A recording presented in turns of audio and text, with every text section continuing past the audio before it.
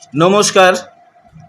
গল্প গেলা গোগ্রাসে ইউটিউব চ্যানেলে বাংলা ছোট গল্প প্রিয় সকলকে স্বাগত। এই চ্যানেলে আমি আপনাদের প্রতিদিন নানা স্বাদের পুরনো এবং নতুন লেখকদের বাংলা ছোট গল্প পড়ে শোনাব। শুরু করছি আজকের গল্প পাঠ।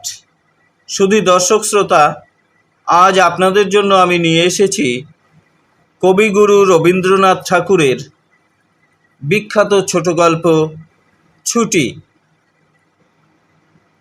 শুধু দর্শক শ্রোতা, দয়া করে জানাতে ভুলবেন না আমাদের এই প্রচেষ্টা আপনাদের কেমন লাগছে।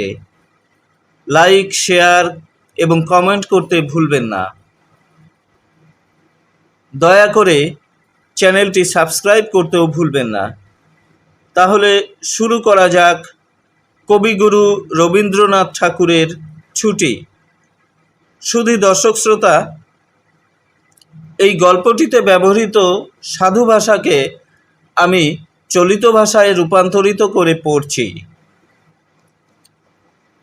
বালকদের সর্দার ফটিক চক্রবর্তীর মাথায় চট করে একটা নতুন ভাবোদয় হলো। নদীর ধারে একটা প্রকাণ্ড শালকাঠ মাস্তুলে রূপান্তরিত হওয়ার প্রতীক্ষায় পড়েছিল। ঠিক হলো সেটা সকলে মিলে গড়িয়ে নিয়ে যাবে। যে ব্যক্তির কাঠ প্রয়োজনের সময় তার যে কতখানি বিস্ময়, বিরক্তি এবং অসুবিধা বোধ হবে, তাই উপলব্ধি করে বালকেরা এই প্রস্তাবে সম্পূর্ণ অনুমোদন করল। কোমর বেঁধে সকলেই যখন মনোযোগের সঙ্গে কাজে প্রবৃত্ত হবার উপক্রম করছে, এমন সময়ে ফটিকের ছোট ভাই মাখনলাল গম্ভীরভাবে সেই গুড়ির ওপরে গিয়ে বসল। ছেলেরা তার এই উদাসীন্য দেখে কিছুটা বিমর্ষ হয়ে গেল। একজন এসে ভয়ে ভয়ে তাকে একটু ধাক্কা দিল, কিন্তু সে তাতে কিছুমাত্র বিচলিত হলো না। এই অকাল তত্ত্বজ্ঞানী মানুষটি সকল প্রকার খেলাধুলার অসারতা সম্বন্ধে নীরবে চিন্তা করতে লাগল। ফটিক এসে আস্ফালন করে বলল, দেখ, মার খাবি, এই বেলা ওঠ। সে তাতে আরও একটু নড়ে চড়ে আসনটি বেশ পাকাভাবে দখল করে নিল। এরূপ ক্ষেত্রে সাধারণের নিকট রাজসম্মান রক্ষা করতে হলে অবাধ্য ভাইয়ের গালে অনতিবিলম্বে একটি চর কষিয়ে দেওয়া ফটিকের কর্তব্য ছিল। সাহস হলো না।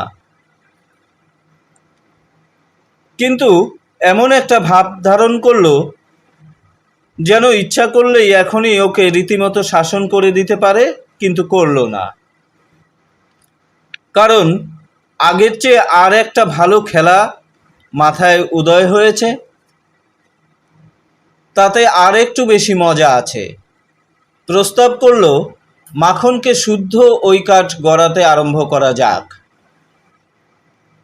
মাখন মনে করল এতে তার গৌরব আছে, কিন্তু অন্যান্য পার্থিব গৌরবের মতো এর আনুষঙ্গিক যে বিপদের সম্ভাবনাও আছে, তা তার কিংবা অন্য কারো মনে উদয় হয়নি।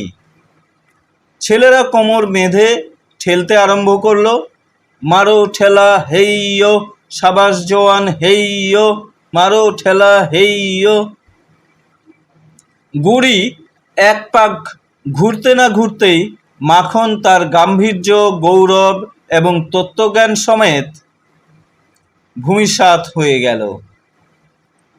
খেলার আরম্ভেই এইরকম আশাতীত ফল লাভ করে অন্যান্য বালকেরা বিশেষ আনন্দিত হয়ে উঠল।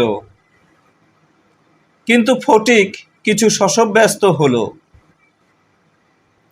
মাখন তখনই ভূমিশয্যা ছেড়ে ফটিকের ওপর গিয়ে পড়ল।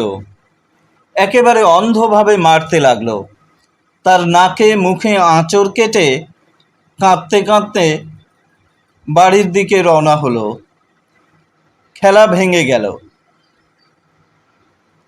ফটিক গোটাকত কাশ তুলে এনে একটা আধডোবা নৌকার গলুইয়ের ওপরে চড়ে বসে চুপচাপ করে কাশের গোড়া চিবোতে লাগলো।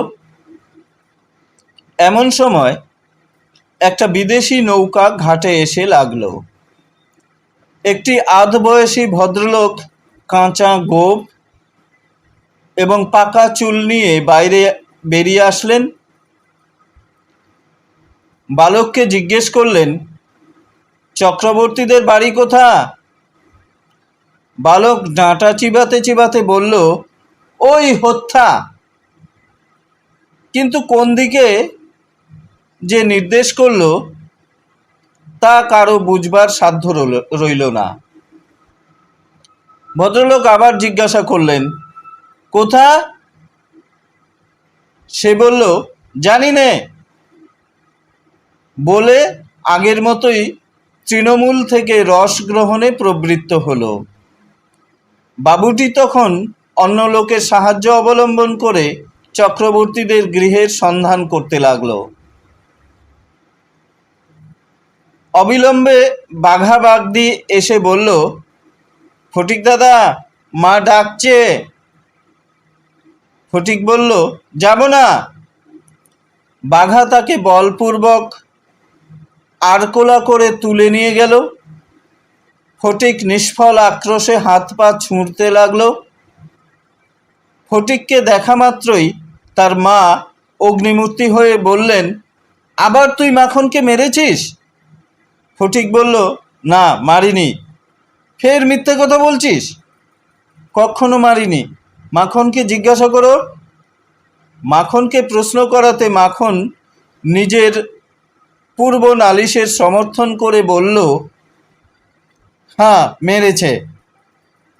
তখন আর ফটিকের সহ্য হলো না। তাড়াতাড়ি গিয়ে মাখনকে এক সশব্দে চর কষিয়ে দিয়ে বলল, ফের মিথ্যে কথা। মা মাখনের পক্ষ নিয়ে ফটিককে সবেগে নাড়া দিয়ে তার পিঠে দু তিনটা প্রবল জোরে চর দিলেন। ফটিক মাকে ঠেলে দিল। মা চিৎকার করে বললেন, তুই আমার গায়ে হাত তুলেছিস? এমন সময়ে সেই কাঁচা পাকা বাবুটি ঘরে ঢুকে বলল, কি হচ্ছে তোমাদের?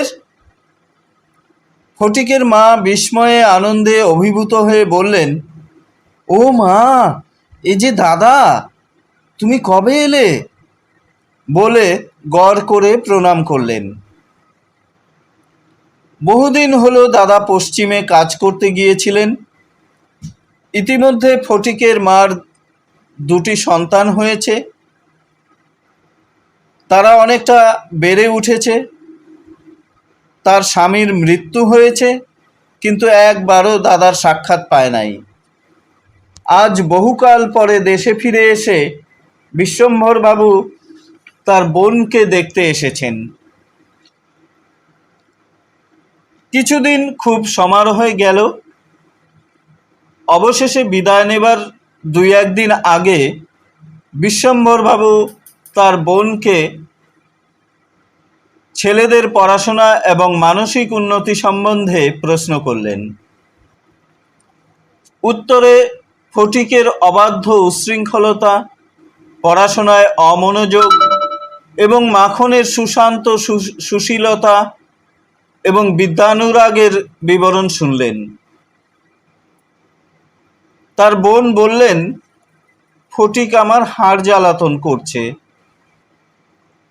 শুনে বিশ্বম্ভর প্রস্তাব করলেন, তিনি ফটিককে কলকাতায় নিয়ে গিয়ে নিজের কাছে রেখে শিক্ষা দেবেন।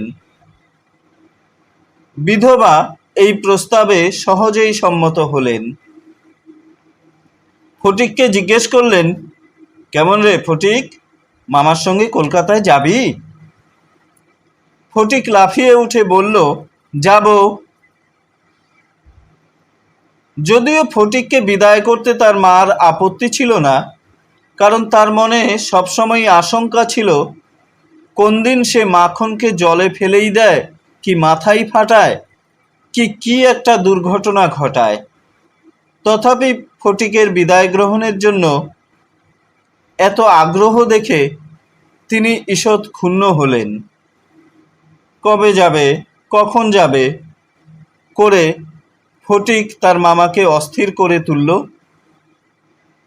উৎসাহে তার রাত্রে ঘুম হয় না। অবশেষে যাবার সময়ে আনন্দের ঔদার্যবশত তার ছিপ, ঘুড়ি, লাটাই সমস্ত মাখনকে পুত্র পৌত্রাদিক্রমে ভোগ দখল করার পুরা অধিকার দিয়ে গেল। কলকাতায় মামার বাড়ি পৌঁছে প্রথমত মামির সঙ্গে আলাপ হলো। মামি এই অনাবশ্যক পরিবার বৃদ্ধিতে মনে মনে যে বিশেষ সন্তুষ্ট হয়েছিলেন তা বলতে পারি না।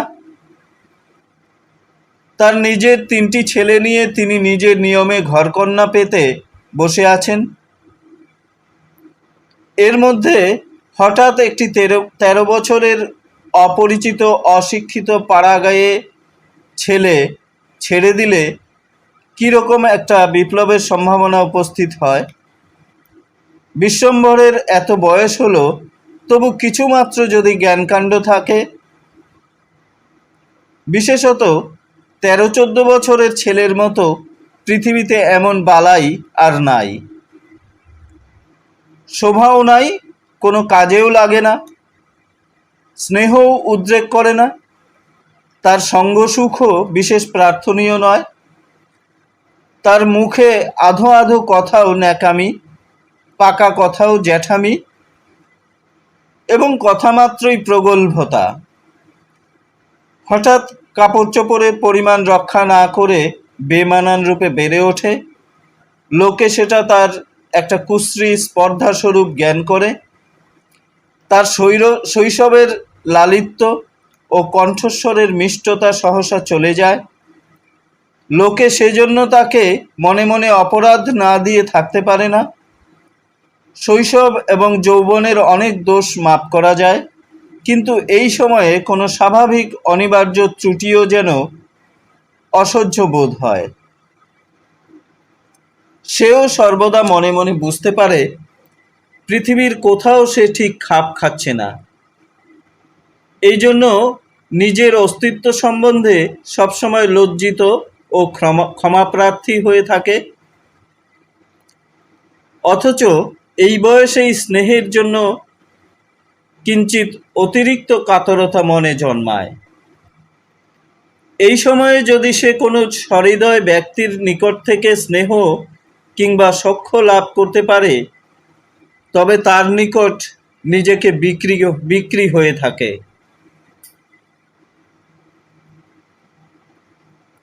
কিন্তু তাকে স্নেহ করতে কেউ সাহস করে না, কারণ সেটা সাধারণে প্রশ্রয় বলে মনে করে। সুতরাং তার চেহারা এবং ভাবখানা অনেকটা প্রভুহীন পথের কুকুরের মতো হয়ে যায়। অতএব এমন অবস্থায় মায়ের বাড়ি ছেড়ে আর কোনো অপরিচিত স্থান বালকের পক্ষে নরক। চারদিকের স্নেহশূন্য বিরাগ তাকে পদে পদে কাঁটার মতো বিঁধে।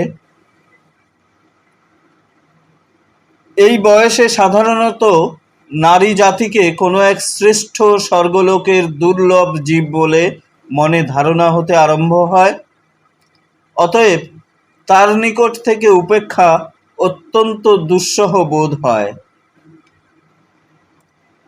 মামির স্নেহহীন চোখে সে যে একটা দুর্গ্রহের মতো প্রতিভাত হচ্ছে, এটা ফটিকের সবচেয়ে বেশি বাজত।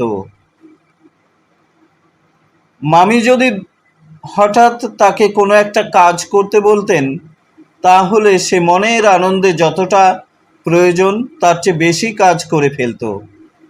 অবশেষে মামি যখন তার উৎসাহ দমন করে বলতেন, ঢের হয়েছে, ঢের হয়েছে, ওতে আর তোমার হাত দিতে হবে না, এখন তুমি নিজের কাজে মন দাও গে, একটু পরে গে যাও, তখন তার মানসিক উন্নতির প্রতি মামির এতটা যত্নবাহুল্য তার অত্যন্ত নিষ্ঠুর অবিচার বলে মনে হতো। শুধু দর্শক শ্রোতা, কবিগুরু রবীন্দ্রনাথ ঠাকুরের ছুটি গল্পটি আজ এ পর্যন্তই। আগামী ভিডিওতে এই গল্পের দ্বিতীয় পর্ব তথা শেষ অংশ নিয়ে হাজির হব। ততক্ষণ পর্যন্ত আপনারা সকলেই সুস্থ থাকুন, ভালো থাকুন। চলতে থাকুক গল্প গেলা গোগ্রাসে। ধন্যবাদ।